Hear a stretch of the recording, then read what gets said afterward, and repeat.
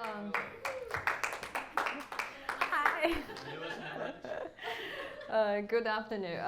I'm going to give a brief overview about Shanghai. So let's start. So this is a map of China. The red dot here is Shanghai, which lies in the east coast of China. And the blue line is Yangtze River, the largest and longest river in China. It flows 3,900 miles from the west to east and joins the sea at Shanghai. So Shanghai is about 2,400 square miles with 24 million people. So it is 9 times of New York in area and 3 times the population. It is the most westernized, modern, and wealthiest city in China. But in ancient China, for more than 2,000 years, and Shanghai just a small village. So it didn't even have a name until 1292. The Yuan Emperor established the Shanghai County. So this is a 17th century painting shows old Shanghai. So what made the Shanghai today? We have to look at the history. In 1830s, the British wanted to sell opium to China, but the government of China resisted. So 1839, the British won the struggle, what was called the Opium War. So as a result, then the government agreed to open the Shanghai to foreign trade. Then the France, America, and Germany and other foreign powers all came to Shanghai and carving out for themselves concessions. So this is a map shows the concessions in Shanghai in 1840s. So the foreigners have sovereign power inside of the concessions. They were not subjected to the Chinese laws. And they also had their own army and police. So Shanghai's concession history lasted for 100 years. During this 100 years, the British, French, Germans, and Americans built infrastructure, buildings, shopping malls, dancing halls, etc. So as you can see in these old pictures, some of these buildings are still standing today. That's current picture. So as a witness of history. And also they built opium house, the right corner, and brothels, the left corner. At the same time, so the foreign missionaries also came. They shared the gospels and built churches, schools, and hospitals. So these top pictures are churches. The bottom 2 pictures are schools. Many still function as churches and hospitals today. So when I went to the church in 2011, I found half of the church are old people. So they are the remaining fruits from the foreign missionaries. During the wartime, so people fled to the concessions for protection. For example, in 1917, 200,000 Russians came to Shanghai during Russian Revolution. And during World War II, and 300,000 Jews and 400,000 Chinese fled to concessions. So concessions saved hundreds of thousands of people until 1941. The Japanese occupied Shanghai. So World War II ended in 1945, and Shanghai's concession history ended at the same time.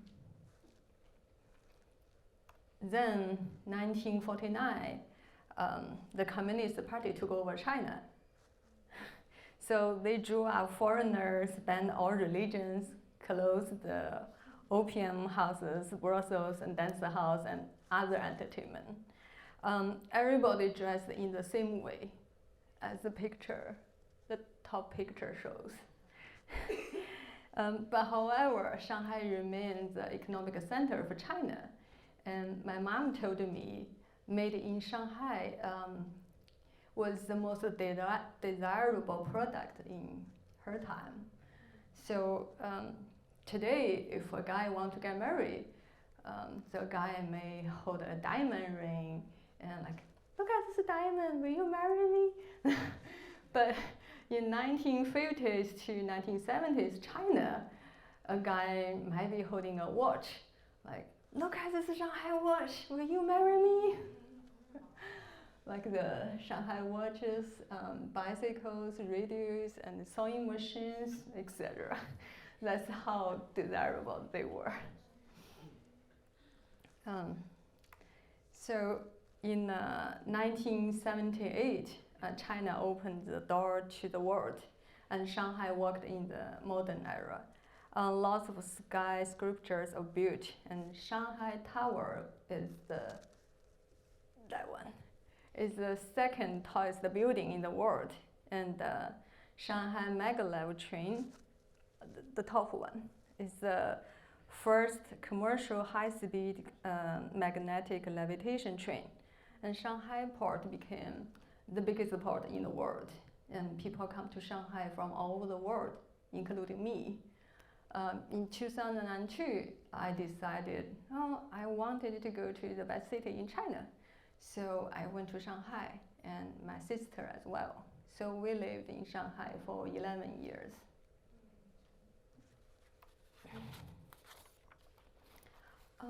So Shanghai's public transportation is well developed. It has highways, ferries, buses, but majority of people take the subway. So when I first got to Shanghai in 2002, Shanghai only had 3 metro lines.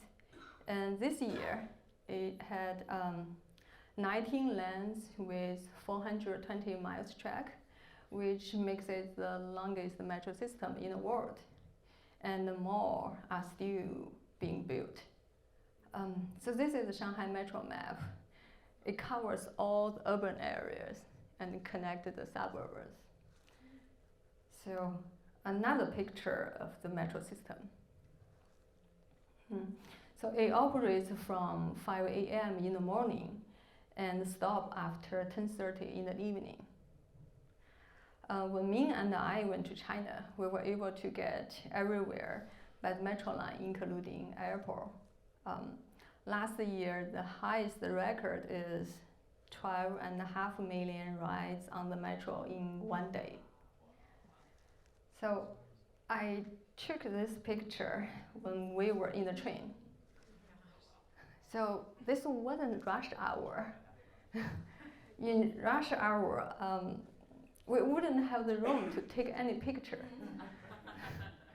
So the feeling in rush hour is like the sardines in a can. Yes. I've been on the train before. So the Texans in Shanghai will need to get over the need of personal space. You don't know who's ahead of you, but you're gonna be cramped. So also there are high-speed trains connecting Shanghai to any other major city in China. With the high-speed trains, you can go to any major cities within one day. So from Shanghai to Beijing, that one's Beijing, it takes 4.5 hours. So if Houston has the high-speed train, you can arrive in New York after 7.5 hours.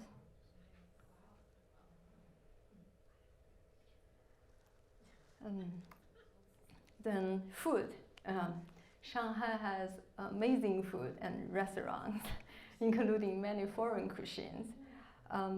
So you can find expensive restaurants, or you can have a decent meal for less than $2.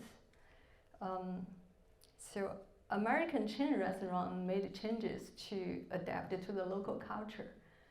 Can you recognize this KFC menu?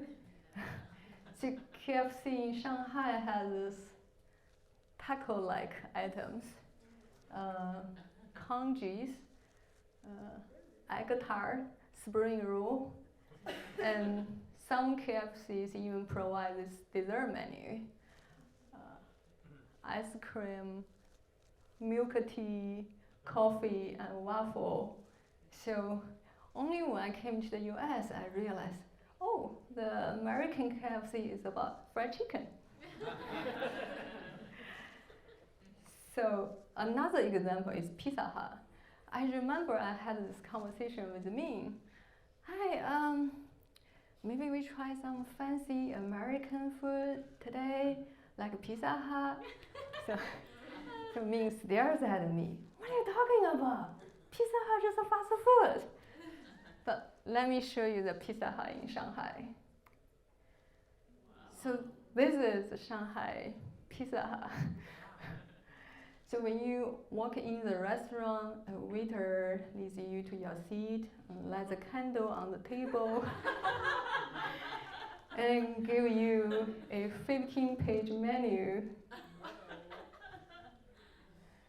So Pizza Hut repositioned itself as middle-class, fancy American restaurant.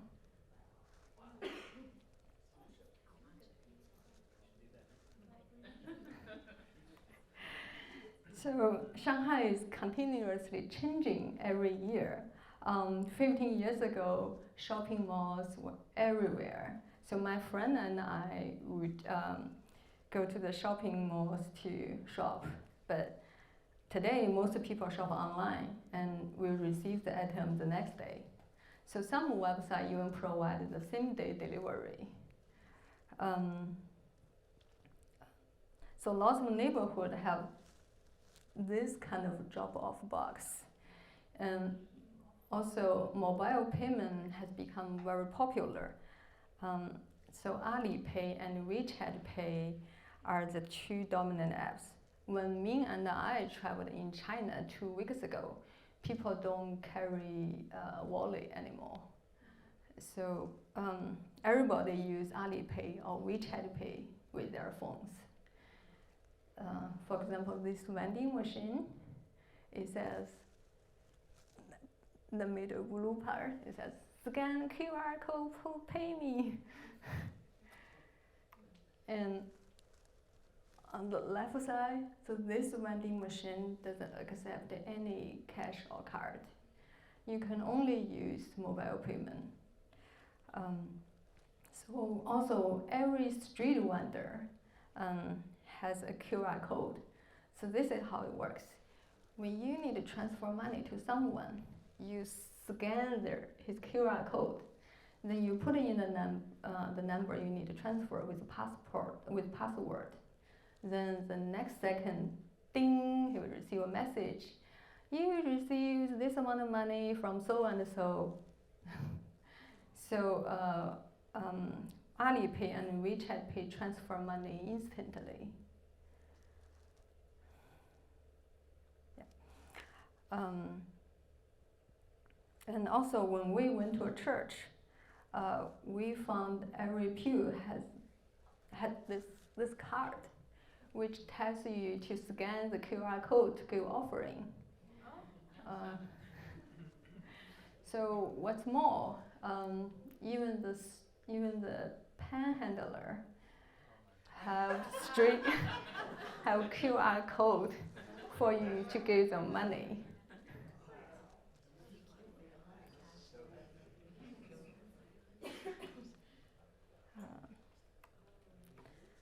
So when I first moved to Shanghai in 2002, I thought, the housing prices are so high, I need to earn more money. So 5 years later, my salary doubled, but the housing price tripled. So after that, I was never able to catch up. In the last 17 years, the Shanghai housing prices has grown 10 times.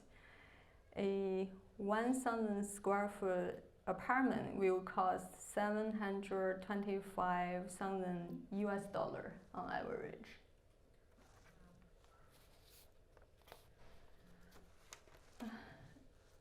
In terms of lifestyle, so there are many different groups in Shanghai. First, foreigners.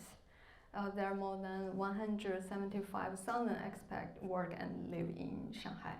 So different foreigners tend to live in different areas. Europeans usually live in high-rise apartments in city center, and they love to go to nightclubs. My former French colleagues loves to go to different bars every night. But Americans don't like to live in a city center.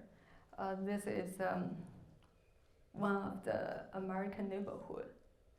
They like to live in houses and maintain their American lifestyle. And this picture was not in Japan. It is the Shanghai Japanese street. So looks exactly like Japan. So in Shanghai, if you have money, you can live in the lifestyle you want. People who work in high-tech jobs often work inside the cubicles or office. Working overtime is very common. So their standard work schedule is 996, which means 9 a.m. to 9 p.m., 6 days per week. So when I was working in Shanghai, I rarely got home before 10 p.m. They go to coffee shop, the bottom part, or bars or karaoke for entertainment. They may rent a room like this, the bottom one, or they may rent or buy an apartment in one of these high buildings, like the top part. So many unskilled laborers also come to Shanghai for work as well, like construction workers, food delivery guys, cleaning ladies, maids, etc. Many of them only work in Shanghai for a period of time and eventually leave. So they may rent this kind of house. But unfortunately, these kind of houses are being demolished to build a new building every year. So it becomes more and more difficult to find this cheap place to live. Retired people. So they usually live in Shanghai for many years and already pay off their apartments, have pensions and savings. So old women love to gather together in the park or in the neighborhood and dance together as exercise, the picture shows. And older men gather together to play chess or cards. Also, they form different clubs for entertainment. So the church in Shanghai. There are 3 types of church in Shanghai. International Fellowship, government-registered church, and house churches. International Fellowship only open to foreigners. Chinese people are not allowed to join. You have to have a foreign passport to go in. So we visited this trip, and it looked a lot like Wilcrest. With the people all over the world. The announcement was by an American. So the guest speaker was from South Africa. Our usher was West African. People walked out with us were Filipinos. So I usually go to government-registered church for Sunday services and house church for Bible study. So every government church I went to was packed, and people stood outside to listen to the services. Small church has several hundreds people, and big church has 1,000. So you might be surprised to find female pastors preaching in the Sunday service too. So most of the church members are women in China. So finally, the prayer request I have for Shanghai is for people to hear the gospel. because there are many challenges. First, materialism, like many other major cities, everyone is chasing their dream of success, need the next bigger and better thing. So the second, Buddhism and Taoism. So many people are more familiar with these religions because they don't require you to change. You only need to give money or donation or in exchange for blessing. So the third, cult. So many cults coming out of China. So an example is Eastern learning or Almighty God. So they believe Christ had already come the second time, and she is a 60-year-old Chinese lady. So finally, government control. Yeah. So no foreign missionaries are allowed in China. Schools are required to teach evolution as a truth. So Bible is only allowed to be sold in government-registered church. As a result, a lot of people have never heard the gospel their whole life. Yeah. So that's the end of my present.